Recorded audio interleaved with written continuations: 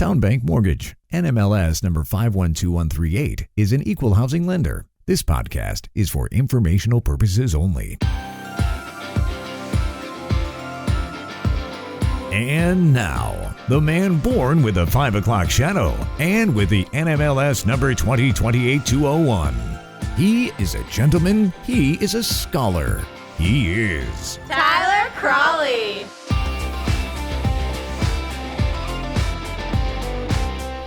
Welcome, everyone, to the second to last episode of Markets and Mortgages for the year 2022? The other day, I thought it was going to be 2024. I thought we were already in 2023, but no, it is 2022 still. And this is the second to last show. So tomorrow's show will be the last show. I'll give you kind of a preview of what I'm planning on doing in the new year. But yeah, I mean, you know what? Maybe not. We'll see. Maybe I'll get bored during that boring week and just try and do a podcast. Because there will be some data coming out. I mean, we're clearly going to be getting some data, at least at some point. So maybe we'll do a surprise episode. We will see. All right. So welcome, everyone, to the Thursday edition of Markets and Mortgages. I am the aforementioned host of this podcast, Tyler Crawley, and we got a lot of data today. We got a lot going on. We got mortgage demand. We got consumer confidence. This is, I think, the only time that I've ever seen consumer confidence come out on a day that Case-Shiller didn't come out. Like, they're always together. Always. It's always Case-Shiller at, I think, 9 and then consumer confidence at 10, which is great because I always know on those days, I think they're usually Tuesdays, that I'm going to have two stories to talk about and kind of big stories. So this is the first time I've ever seen that. So I'm not sure why that happened, but it did.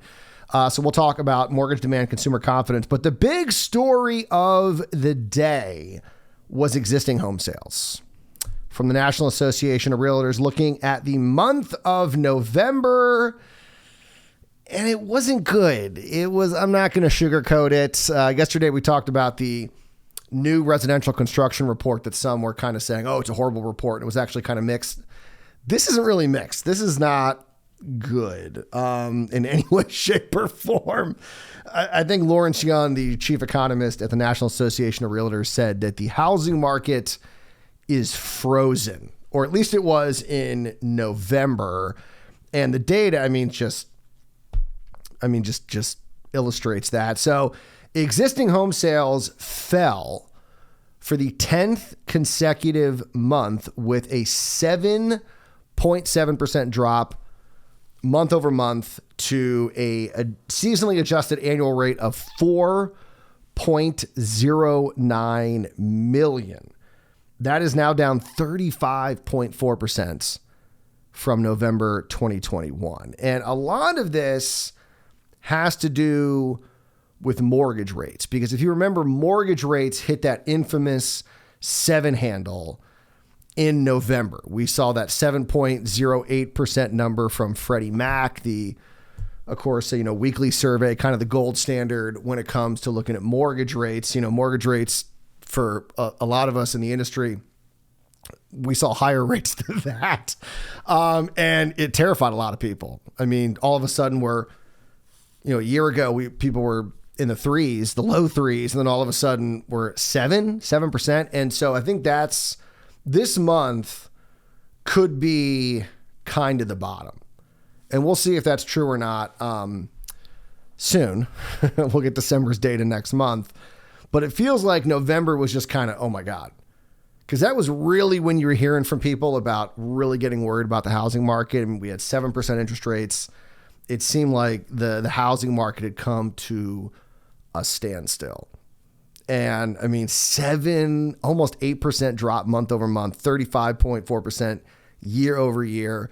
Economists thought it was going to drop 5.2% to 4.2 million. And clearly it was worse than that. So this is just all around not a good report. I'm not sugarcoating it. Prices were actually down 2.1% month over month to $370,700. And they are now down 10.4% from the peak in June at $413,800. Now, year over year, prices are still positive. They're up 3.5%, which marks the 129th consecutive month of year-over-year increases. That is the longest running streak on record and probably will never be beaten. I mean, we're on the cusp of 13 years. We're getting very close. And so, I'm sorry. I did the math wrong there. We're on the cusp of getting to 10 years. We're over 10 years and getting close to 11 years. I don't know if we're going to make 11 years, just doing the math in my head here. I think we're going to hit 130. And the fact that we're at 3.5%, probably going to see another dip in December. So I don't think we're going to make 13 years. But 10 years, that's not bad. 10 years in 9 months. I don't think we're going to get to 13. 11. I don't think we're going to get to 11. Here's what's interesting, though. This is the kind of bizarreness of this housing market. So we got prices are rising. Prices are falling. We have sales falling. Inventory also falling. What's so weird? Total inventory at the end of November was 1.14 million. That was down 6.6% from October. What? What? But it was up from a year ago, 2.7% when we were at historical lows. Unsold inventory sits at a 3.3 month supply at the current sales pace, unchanged from October. That's just nuts because, you saw an almost 8% drop, which means the pace has slowed by 8%. And we didn't see any change with regards to month supply because that's how much inventory fell month over month. Now, this is up significantly from November 2021 when things were, remember, they were kind of slowing in November and December. People thought the housing market was going to start to slow. And then, of course, it kicked off at the beginning of 2022. So we are up from there when it was 2.1 months. But considering how much faster things were, it's very bizarre. Properties typically remained on the market for 24 days, up from 21 days in October and 18 days in November of 21. And I'll tell you, a lot of that comes down to, talking to realtors, it comes down to one thing. What are you pricing your house at? Are you accepting this new reality where home prices are falling? Or are you still living in the time that was 4 months ago or 5 or 6 months ago where the housing market was on fire and you could ask even more than your Zillow estimate? And you'd probably get an ask or you get an offer over ask, even though you were above the Zillow estimate. Those days are gone. If you're pricing your home correctly, it is selling. If you are not pricing it correctly, it will sit. And of course, it depends on where you are. That's also a key component in this. Location, that never changes. Location. And sure, rates are going to play a part. And remember, we're talking about November, where we saw rates just jump into that 7% range. And it really, I think, freaked people out. So I think December's report is going to be very interesting because we have seen much more favorable rate environment. We're still talking about 6%, which once again, a year ago would have seemed crazy that's where rates would be. But to go from 7 and a quarter to now 6.25, bringing people back to the market. And once again, talking to realtors, you're hearing that and you're seeing more opportunities. So I'm wondering if November is going to be kind of the bottom. We will see. I know January is not going to be great in February. I think, though, I am optimistic about spring. I'm going to keep saying that. I'm optimistic about what the spring market is going to bring. So regionally, the South continues to dominate as usual. We talked about it yesterday with construction. In every category, over 50% of the activity is happening in the South. And while they're not exactly at 50% with regard to existing home sales, it's close. and they are still very dominant, the southern region. But even the South saw a 7.1% drop from October, and the South is now down 35% year over year. So even the kind of bulletproof South is taking a hit and is not immune to what we saw happen with rates in November. Despite the declines, though, they still represent 44.5% of all sales activity in the country. So still doing okay. not above 50%, but still okay with regards to obviously a plurality of the sales are happening in the South. The Midwest was number 2. They had an annual rate of 1.08 million. West was at 700,000. In the Northeast, 530,000. I mean, that's crazy. I mean, you look at that number. I mean,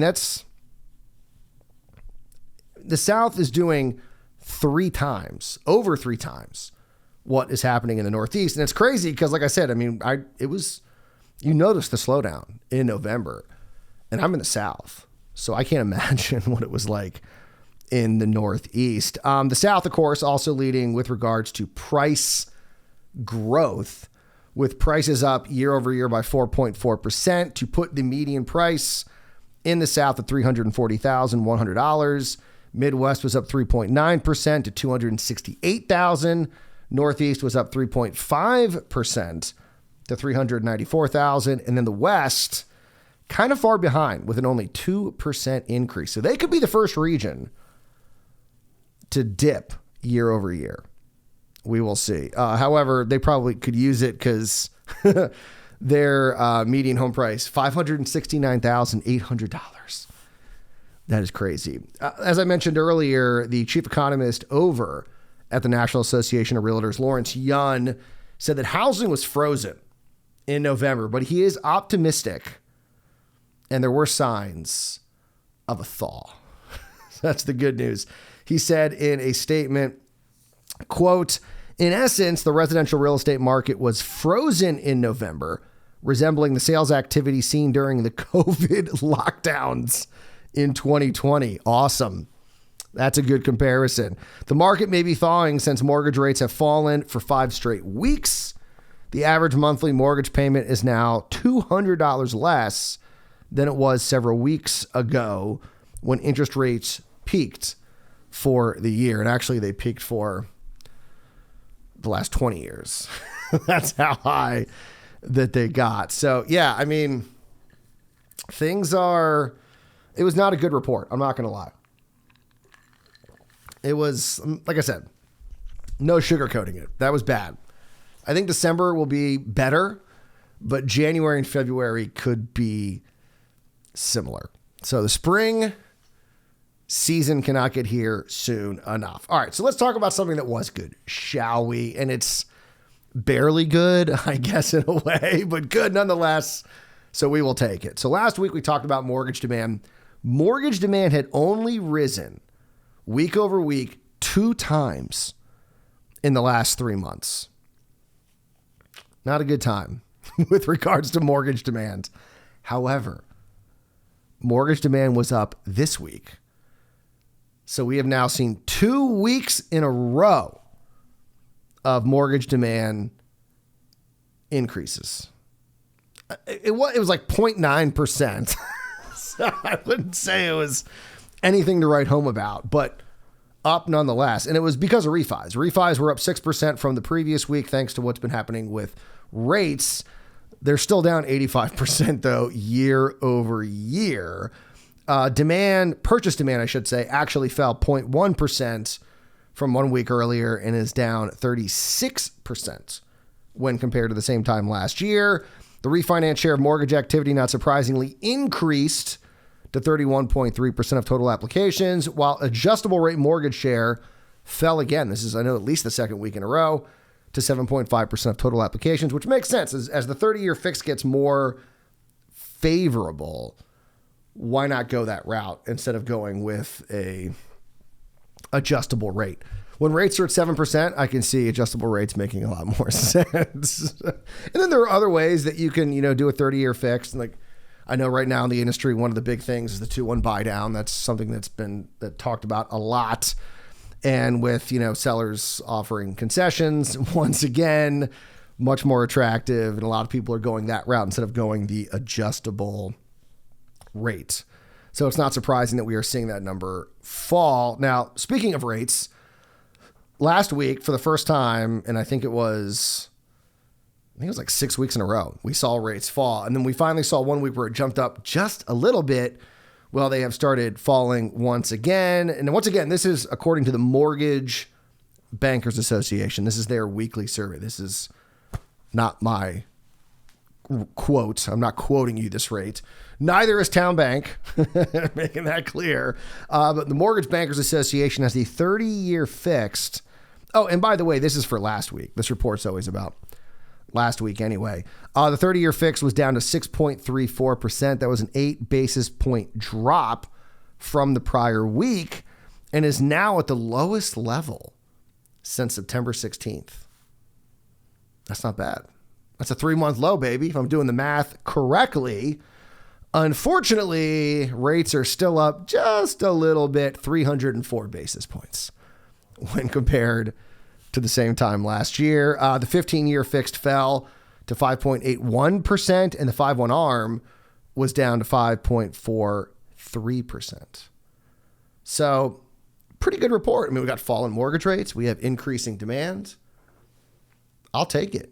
I am happy with this mortgage report. I will take it. I will take the silver linings where I can get them. I will say that much. And then before we go here, I did want to talk about consumer confidence because, talk about a silver lining. So we start off with the bad report, existing home sales. We have a good mortgage demand report, 2 weeks in a row of an increase in mortgage demand. That's awesome.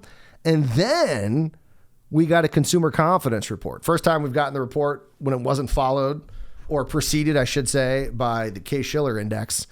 And the two aren't even closely related. So this isn't consumer confidence for buying a home. This is just consumer confidence in general. It was supposed to fall slightly. So last month, it was like 101.4, and it was supposed to fall to 101. It increased, and by a decent margin. It increased by 6.9 points. Nice.